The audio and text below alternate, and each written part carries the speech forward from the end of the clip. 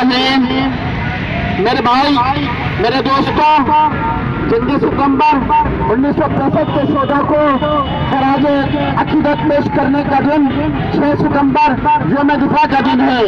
میرے بھائی، یوم دفاع کا دن بڑی شاندار انداز میں قوم مناتی ہے، مگر آج جس طرح آپ جانتے ہیں ملک سیلاب کی تباہ کاریوں کی وجہ سے بدحالی کی صورتحال میں ہے، تو میرے بھائی اس وجہ سے ہم نے یہاں محیط چوک بڑا بہت پاک کالونی میں پاک فوج کیمپ پر اور مرکز فاروقیہ پر بڑی سادگی کے ساتھ یوم دفاع کی تقریب منائی اور جنگ ستمبر کے شہداؤں کو خراج عقیدت پیش کیا ہے، اور ہم جنگ ستمبر کے شہداؤں کو اپنی روح میں محسوس کرتے ہیں اور سمجھتے ہیں کہ جنگ ستمبر کے شہداء نہ صرف جنگ ستمبر کے شہداء بلکہ تمام شہداء وطن ہماری روح میں بستے ہیں اور ہم انہیں کبھی نہیں بھولیں گے۔ پاک فوج، پاک فوج، جنگ ستمبر کے شہداء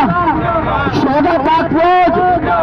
بہت شکریہ میرے بھائی، وقت کی قلت ہے اس لیے میں اب گزارش کروں گا اپنے دوست حکیم محمد شعیب قریشی MPSC کے سیکرٹری جنرل سے کہ وہ اظہار خیال فرمائیں۔